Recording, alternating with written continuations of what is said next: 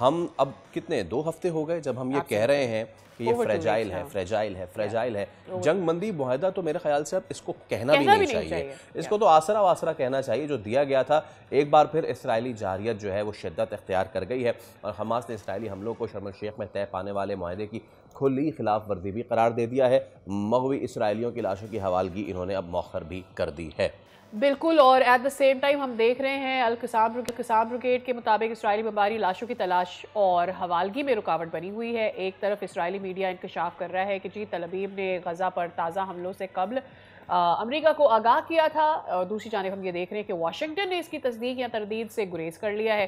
اس وقت جو صورتحال ہے، کل ہم نے دیکھا کہ حملہ کیا گیا، اس میں 44 لوگ جو ہیں اس کا وکٹم بنے. آج ہم دیکھ رہے ہیں کہ تازہ حملوں میں 20 فلسطینی شہید کر دیے گئے ہیں، 50 زخمی بتائے جا رہے ہیں. فیصل، آپ نے اس کو بولا کہ یہ آسرا تھا. I really want to say یہ بیٹریل تھا. This was actually a betrayal Gaza کے لوگوں کے ساتھ. صدی کا سب سے بڑا دھوکہ اگر کہیں تو یہ بیجا نہیں ہوگا. اسی پہ ہم بات کر لیتے ہیں. ہمارے ساتھ فلسطینی صحافی جلال الفرا موجود ہیں. جلال صاحب السلام علیکم اور بہت شکریہ آپ کے وقت کے لیے. بار بار جنگ بندی کی خلاف ورزی، حماس اسرائیل کوئی بڑا رد عمل دکھانے میں کامیاب ہو سکے گی یا پھر اسی طریقے سے معاملہ چلتے رہیں گے؟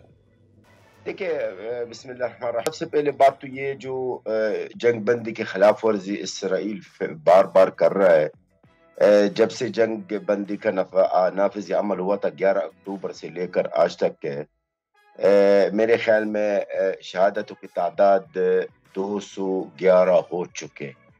صرف پچھلے 24 گھنٹوں میں، یعنی آج 30 تاریخ ہے، صرف پچھلے 24 گھنٹوں میں 104 لوگوں کو شہید کیا ہے اور 297 لوگ بھی زخمی ہوئے. اور جو سب سے بڑی دل دہلانے والی بات ہے کہ ان شہداؤں میں سے 44 بچے، بے گناہ بچے، چھوٹے بچے، ان کو بھی شہید کیا گیا ہے. تو یہ اسرائیل، یہ توقع تھی. اور اگر آپ نے میرے خیال آپ کی نیوز میں بھی میں نے کہا اور بھی نیوز چینلز میں نے تو کہا یہ تو جنگ بندی نہیں ہے، یہ ایک وقفہ ہے. اور اسرائیل پر ہم بھروسہ نہیں کر سکتے، ٹرسٹ نہیں کیا جا سکتا. آپ نے حماس کا جو سوال کیا مجھ سے، دیکھیے حماس ابھی وہ حماس کی طاقت نہیں ہے جو شروع میں ہے. جو 7 اکتوبر کی طاقت تھی ان کی، اب وہ طاقت نہیں ہے. حماس لگاتار 2 سال 2 دن اسرائیل سے نہیں لڑ رہا تھا، وہ اسرائیل سے لڑ رہا تھا، امریکہ سے لڑ رہا تھا، بڑے ممالک سے لڑ رہا تھا. اگر کوئی یہ سمجھتا ہے کہ حماس صرف اسرائیل سے لڑ رہا تھا، یہ تو بالکل غلط ہے. آپ جانتے ہیں، آپ کے سب ناظرین بھی جانتے ہیں کہ اسرائیل کے ساتھ اور کون ہے، چاہے وہ یورپ، چاہے وہ مغربی ممالک ہیں، چاہے وہ ہمارے مسلمان ممالک ہیں.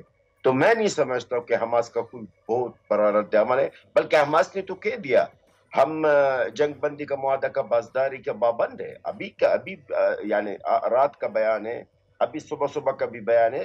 یہ لگاتار حماس کا یہی بیان ہے کہ ہم جنگ بندی کا معاہدہ کا پاسداری کرنے کا پابند ہے اور ہم خلاف ورزی نہ ہم نے کی ہے اور نہ ہم کریں گے. جی جلال صاحب، فلسطینیوں قیدیوں کی جو رہائی ہے، خاص طور پر خواتین کی اگر ہم بات کرتے ہیں، اس کا مستقبل قریب میں آپ کو کیا ہوتا ہوا نظر آ رہا ہے؟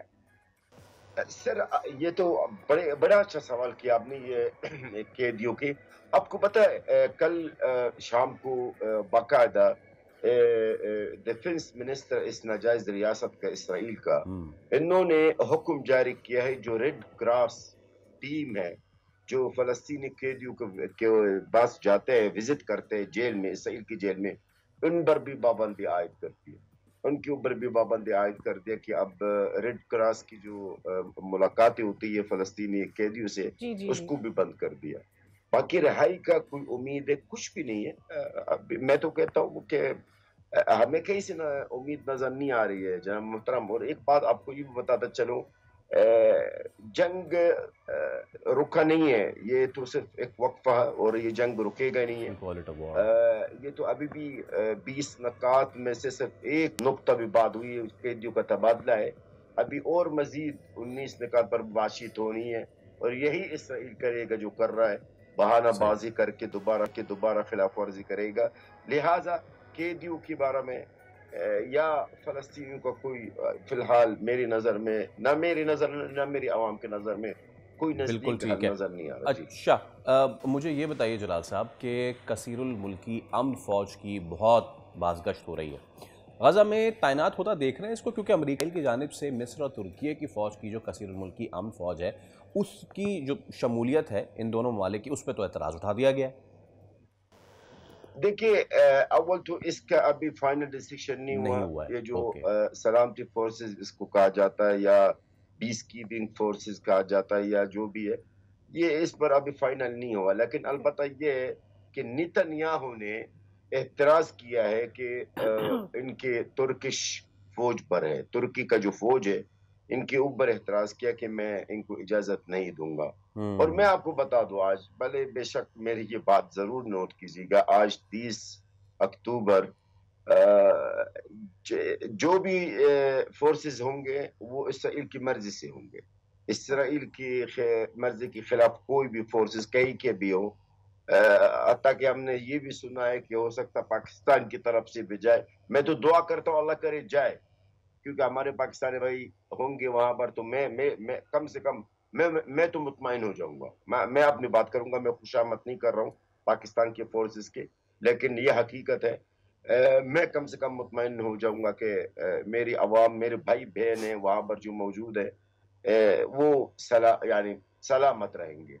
बाकी अभी ये कहना कब्ज़ वक्त है कि कौन सा फौज जाएगा, पर इसराइल अप्रूवल देगी, ये अभी कब्ज़। जलाल साहब, मेरे जहन में ये बात आ रही थी कि जब हम अमेरिका और इसराइल पर अपने मफादात के लिए बात करते हैं और ये समझते हैं कि वो अब ऑब्वियसली इस मुआहदे को अपने लिए एक ढाल के तौर पर इस्तेमाल कर रहा है, यही इसराइल का एजेंडा नज़र आता है, तो आपको क्या लगता है कि इस एजेंडे में कुछ भी ऐसा है जो किसी तरह से गजा के अवाम को सूट करता है? आपने क्या परसीव किया है? देखिए, ये मैं तो समझता हूँ, मेरी नज़र में ये सब एक पूरा जाल था। ये अमन का जो मुआहदा है जो 20 निकात पर मुश्तमिल है, ये और कुछ भी नहीं है। सिर्फ इसराइल अमेरिका दोनों मिलकर ये डोनाल्ड ट्रंप साहब जो है, इनका जो अब्राहम अकॉर्ड का जो प्रोजेक्ट है मशरिक वस्ता में, उसको पूरा करने के लिए। और उन्होंने बाकायदा कल ये जुमला कहा कि Hamas is nothing, Hamas is very small. तो मेरे ख्याल में अब ये जो होने वाला है इसका पेशगोई मैं आज करूंगा आपके सामने, वो यही है, भरपूर ताकत इस्तेमाल करेंगे इसराइल और अमेरिका मिलकर हमास को खत्म करने के लिए, ताकि इनका रास्ता साफ हो जाए। और इनका जो एजेंडा है अब्राहम अकॉर्ड, अब्राहम अकॉर्ड जो आपको बताया, आपके नज़रीन को भी मालूम है अब्राहम अकॉर्ड क्या है। और अब्राहम अकॉर्ड जो है वो ग्रेटर इसराइल की शुरुआत होगी। ये आज की डेट आप 30 अक्टूबर याद रखिएगा, सुबह का टाइम है कि यही है। और आपको बताया कि डोनाल्ड ट्रंप या अमेरिका जो भी इसराइल के फेवर में बातें होती है वही करेंगे। ये मेरी नज़र में और मेरी आवाम की नज़र में, और जितने भी हमारे फ़लस्तीनी सीनियर सहाफ़ी, सीनियर तज़्ज़ीनगार, निगार, सीनियर पॉलिटिशियन, सबके यही राय है। ये हम लोगों के लिए एक जाल है। ये डोनाल्ड ट्रंप अपना जो प्रोजेक्ट है अब्राहम अकॉर्ड, उसको पूरा करेगा किसी न किसी तरीके से। जी जलाल साहब, मार्को रूबियो समेत अहम वज़रा इस वक्त इसराइल के दौरे पे हैं, मुआहदे की तकमील के लिए वो रजामंद भी कर रहे हैं कि वो उसकी पासदारी करें। क्या वो नेतन्याहू को मुआहदे पे अमल दरामद के लिए राज़ी कर लेंगे? सर देखिए, मैं आपको बताऊं, अमेरिका का जो कभी भी आप लोग देखिए, हम अमेरिका और इसराइल खास तौर पर इनकी जो बीच में जो ताल्लुकात हैं, मेरे ख्याल में, मैं तो नहीं कहूंगा कि हमसे ज्यादा कोई नहीं जानता है, लेकिन अल्हम्दुलिल्लाह इनको बड़ा करीब से जानते हैं हम। देखिए, इनकी पॉलिसी क्या है, इनकी पॉलिसी यही है। अभी मैं दूर नहीं जाऊंगा, 104 गुज़िश्ता 24 घंटों में जो 104 लोग शहीद हुए हैं गज़ा के अंदर, इतनी शदीद बमबारी हुई है, इतनी शदीद बमबारी में हुई है कि 7 अक्टूबर से लेकर आज तक इतनी बमबारी शदीद नहीं हुई है जिसके अंदर 104 लोग शहीद हुए। अच्छा, डोनाल्ड ट्रंप साहब का क्या बयान था कि इसराइल کا اسرائیل کو حق ہے وہ اپنا ڈیفینڈ کرے. کس چیز کے ڈیفینس کرنے کے؟ ایک ان کا سپاہی ہلاک ہوا تھا اور حماس نے بالکل ذمہ داری قبول بھی نہیں کی ہے. رفح کے اندر ہے.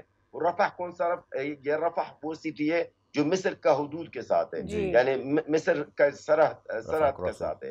تو وہاں پر آپ کا تمہارا جو آپ کا جو ایک سپاہی ہلاک ہوا ہے اور حماس نے اس کا ذمہ داری قبول بھی نہیں کیا, تو آپ نے یہ تو جنوب میں, آپ نے شمال میں جا کر نہتے لوگوں کے اوپر بمباری کر کے, بمباری ایک پوری کالونی کے اوپر بمباری کر کے نہتے لوگ سویلین لوگوں کو آپ نے مار دیا.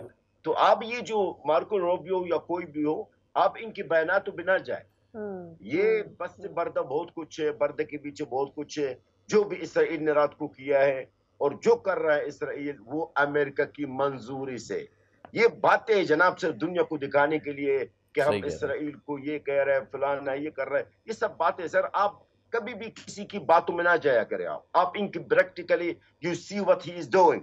اس امریکہ کا آپ عمل دیکھیں وہ کیا کر رہا ہے. امریکہ اسرائیل کو کھلنا اجازت دی ہے, اور ساتھ ساتھ امریکہ جو ہے ڈونلڈ ٹرمپ کل ڈیفینڈ کر رہا ہے اسرائیل کو کہ جی اسرائیل کو حق حاصل ہے کہ وہ اپنا ڈیفینڈ کرے.